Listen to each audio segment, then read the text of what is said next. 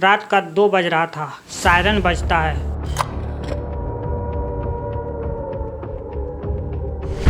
और समझ जाते हैं कि ये कोई वार्निंग नहीं है, ये सीधा वॉर है। और फिर 10 मिनट में पूरी शहर तबाह हो जाता है और कुछ मिनट के बाद खबर आता है कि उस देश का सुप्रीम लीडर को मार दिया गया है।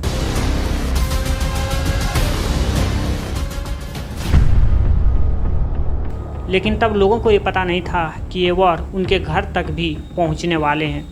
आज हम ये जो ईरान, इजराइल और अमेरिका वॉर देख रहे हैं, ये ऐसा नहीं है कि एक रात में प्लान बना और अगली सुबह अटैक करना शुरू कर दिया। इसके पीछे कई सारे सुपर पावर कई सालों से काम कर रहा था। आज से लगभग 80 साल पहले 8 मई 1945 को जापान ऑफिशियली सरेंडर करते हैं और वर्ल्ड वॉर 2 ख़त्म होता है। Your victory. Victory of the cause of freedom. 1939 से 1945 यानी लगभग ये 6 साल के बीच पूरी दुनिया में मार काट मचता है। लेकिन वही एक देश था जो साइलेंटली अपनी इकोनॉमी को स्ट्रॉन्ग कर रहा था और वो देश था यूनाइटेड स्टेट अमेरिका, USA। और जैसे वर्ल्ड वॉर 2 ख़त्म होता है, अमेरिका अपनी पावर को एक्सपेंड करना शुरू करता है, जिसका पहला ही टारगेट बनता है ईरान। अमेरिका का साफ मकसद था, जिस देश में नेचुरल रिसोर्सेस है वहाँ अपनी इन्फ्लुएंस बढ़ाओ और फिर वहाँ की रजीम चेंज करो और अपने अनुसार वहाँ की नेचुरल रिसोर्सेस को कंट्रोल करो। और ऐसा इन्होंने ईरान के साथ किया। USA ने 1953 में ईरान के एक इलेक्टेड गवर्नमेंट को सत्ता से हटाता है और फिर वहाँ एक मोहम्मद रजा पहलवी को ईरान की गद्दी पर बिठा देते हैं, जो कि अमेरिका का एक पपेट की तरह था और फिर वहाँ की रिसोर्सेज को अपने अनुसार कंट्रोल करना शुरू करता है। इस देश की आयरनी देखिए कि जो US आज ईरान के अंदर लोकतंत्र और फ्रीडम ऑफ स्पीच लाने की बात कर रहा है, वही एक टाइम पर ईरान के अंदर अपने फ़ायदे के लिए राजशाही को स्थापित किया था। 1963 जब ये चीज़ें और ज़्यादा हीटअप होता है, ईरान के अंदर एक आदमी आता है। ये कोई नॉर्मल आदमी नहीं था, ये ईरान का आयतुल्ला था। ये ईरान के अंदर ऐसा पद होता है जो बहुत ज़्यादा पढ़ा लिखा और रिलीजियस स्कॉलर होता है। इसकी हर एक बात की वैल्यू की जाती है और इसकी बहुत बड़ा इन्फ्लुएंस रहता है। इसका पूरा नाम था अयतुल्ला रुहुल्लाह खमेनी। और जैसे ये ईरान के पॉलिटिक्स में एंटर करते हैं, ये भाषण देना शुरू करते हैं। और जब इसकी भाषण से ईरान के अंदर प्रोटेस्ट शुरू हो गया तो वहाँ के जो राजा थे मोहम्मद रजा पहलवी, वो इस आदमी को इराक भेज देते हैं। लेकिन ये आदमी वहाँ भी नहीं रुकता है, वो वहाँ भी बैक टू बैक भाषण देते जाते हैं। भाषण ये इराक के अंदर देता था, लेकिन प्रोटेस्ट ईरान में शुरू हो जाता था। ये अपने भाषण में बताता था कि कैसे अमेरिका आज हमारे ईरान के हर एक रिसोर्सेज पर कंट्रोल कर रहा है और वो अपने अनुसार हर एक चीज़ को कंट्रोल कर रहा है। और यहाँ की जो गवर्नमेंट है अपनी सारे देश की नेचुरल रिसोर्सेज को उसके हवाले कर दे रहा है। और जैसे आपको हम पीछे भी बता चुके हैं कि ये जो अयतुल्ला होता है, इसकी एक बहुत बड़ा रिलीजियस स्कॉलर होता है, इसकी बहुत बड़ा इन्फ्लुएंस होता है और इसकी बात का इम्पैक्ट भी पड़ता था। और यही रीज़न था कि ये जैसे ही इराक में भाषण देता था, ईरान के अंदर मास लेवल पर प्रोटेस्ट शुरू हो जाता था। और फिर आता है 16 जनवरी 1978। उस दिन क्या करते हैं कि ये जो राजा थे वो अयतुल्ला के बारे में कुछ गलत छपवा देते हैं, जिस कारण प्रोटेस्ट और ज़्यादा भड़क जाता है।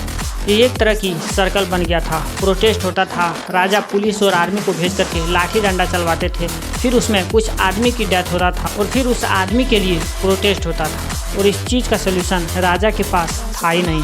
ये चीज़ देख करके अमेरिका भी डर जाते हैं और वो ईरान के राजा से कहते हैं कि अगर आपसे नहीं संभल रहा है तो आप हमको बताइए, हम आपका साथ देंगे और हम यहाँ से आर्मी भेजेंगे। और जैसे ये बात ईरान के लोगों को पता चलता है, वो और ज़्यादा भड़क जाते हैं कि अमेरिका ईरान के अंदर अपना कंट्रोल बढ़ा रहा है।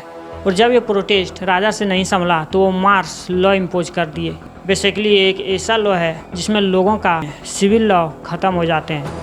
लेकिन इसके बाद भी ईरान के अंदर प्रोटेस्ट नहीं रुकते हैं। ईरान की इकोनॉमी एकदम डेड हो चुकी थी। जिसके बाद दिसंबर 1978 को मुहर्रम के टाइम पर पूरी एंटीसिटी के साथ ईरान के अंदर प्रोटेस्ट होते हैं, जिसमें जो राजा और उनके लोग थे उनकी जान पर यह बात आ गई थी। तो राजा क्या करते हैं कि कैंसर की बहाना देकर के ईरान को एजेटिव छोड़ कर के US चले जाते हैं। और जैसे ही राजा जाते हैं अयतुल्ला रुहुल्लाह खमेनी आते हैं और उसको बड़े ही भव्य तरीके से स्वागत किया जाता है।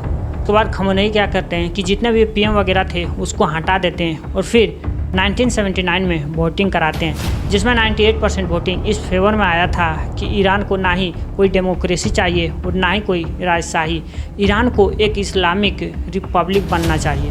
और जैसे ये वोटिंग होता है ईरान एक इस्लामिक रिपब्लिक देश बन जाता है और इससे ही ईरान के अंदर इस्लामिक रेवोल्यूशन कहा जाता है। Tonight, Iran stands at a historic turning point as mass protests shake the foundations of the Shah's rule, and exiled leader Ruhollah Khomeini emerges at the center of a rapidly unfolding revolution. और जैसे ही Iran को Islamic Republic देश declare किया जाता है वैसे ही Iran के लोग यूएस के एम्बेसी में घुसते हैं और वहाँ के सारे ऑफिसर्स को बाहर निकाल करके मारपीट करते हैं। और इतनी साल से यूएस द्वारा बनाए गए ईरान के अंदर सारे कंट्रोल ख़त्म हो जाते हैं। इसके बाद भी जो अयतुल्ला खमेनी था वो रुकते नहीं हैं, वो बैक टू बैक भाषण देते हैं, वो साफ बोलते हैं कि ये रेवोल्यूशन सिर्फ ईरान के अंदर नहीं है, ये बाकी जितने भी मिडिल ईस्ट के देश थे इस सब के अंदर करेंगे। और ये भी बोलते हैं कि ये जितने भी सऊदी वगैरह है ये तुम्हारा है ही नहीं, ये करप्ट और पपेट रूलर है। और जब ये सब इधर हो रहा था तो अमेरिका साइलेंटली एक चीज़ पर काम कर रहा था कि किसी भी तरह करके ईरान के अंदर रेजिम चेंज करो। लेकिन देखिए ईरान के अंदर रेजिम को चेंज करना इतना ज़्यादा आसान नहीं है। ईरान को कई सारे नेचुरल प्रोटेक्टेड हैं और यहाँ प्रोटेस्ट करके भी रेजिम चेंज नहीं किया जा सकता है। लेकिन अमेरिका एक मास्टर प्लान बनाते हैं। तो वो 1980 में क्या करते हैं कि ये जो इराक और ईरान का युद्ध चल रहा था उसमें वो इराक को हेल्प करना शुरू करते हैं।